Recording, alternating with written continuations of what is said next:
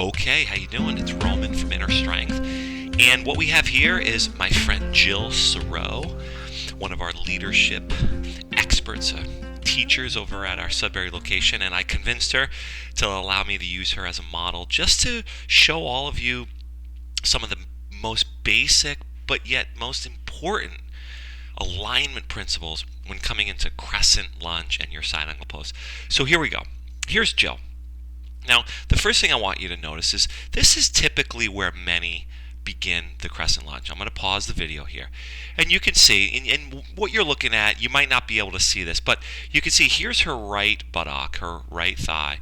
But you can see this right hip, and I'll show you in a moment, this right hip is forward, and her left buttock here is back. This whole structure right here is what we call disintegrated, and she's going to have a very difficult time. And as I mentioned, this is where many begin in a state of disintegration. Now watch as I hit play again what she does with her hips. Lifts up. I'm going to pause that. Now let me go ahead and draw the timeline back. She's going to sink it down. That's basically where people are kind of hanging in what I call the muscular hammock of the groins. And then I instructed her to lift the hips up. Now, just by lifting the hips up, that's going to give you an integration, a feeling of strength. If you noticed, let me go ahead and rewind it on the timeline one more time. See how the blanket slid back? Watch, and the blanket slides forward a little bit. So already she's bringing more energy into the center of her hips. Let me go ahead and hit play. Now, the next instruction is to draw the right hip back and the left hip forward. Look at how much dexterity she has, how much alignment in her hips she's got. Did you see how she did that? Let me pause it again, and I'm going to draw the timeline back. Look at that right hip, I'm drawing the timeline back now. So it's bringing the right hip forward. So notice, this is her right hip, and watch the way that Jill takes her right hip and pulls it back. This is what we call integrating her hips. Look at that, right hip back. I'm going to rewind the timeline again, right hip forward. Okay, right hip back.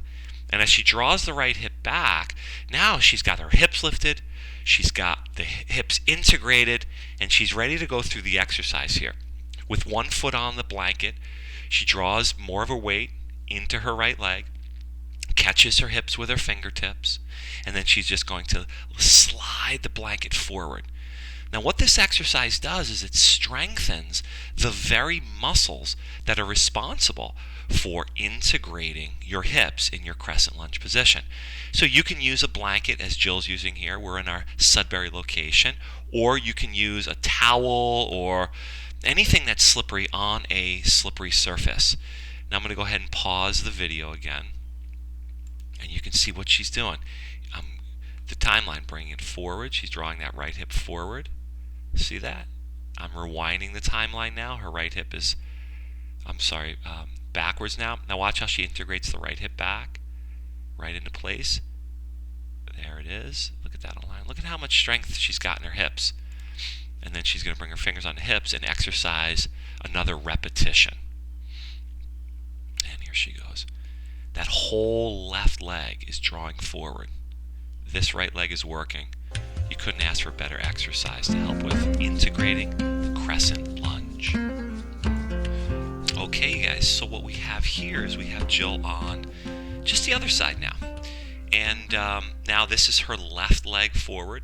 And I asked her to become disintegrated for a moment.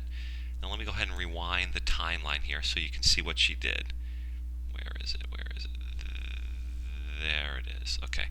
So by nature, she's going to get ready because she's trained her body so consistently that she's already on the way up to lift. But then I said, no, slide the blanket back, which she did, which many do, and to pull her front left hip forward right there. You see how she made that shift there? Kind of pulling the hip forward. Okay. So she's out of alignment. And this is where people typically start. This is her right buttock, her right hip. This is her left one. If she can do it, and students do it, you get away with it, but what it's doing is it's putting a lot of undue stress on the foot, or rather the ankle and the foot, the knee, the hip. It can place a little bit of undue stress on the lower back. It can also stress the right hip and the right foot. So watch the way she integrates her hip. I just hit play. First thing she's going to do is lift up the hips, which she did, and then draw that left hip back. Now, another thing I want you guys to notice, let me go ahead and pause it, and I will rewind it on the timeline. See how it sinks back down? I want you to notice that Jill's left knee, one of the principles of alignment that we adhere to is what we call the stacking of joints.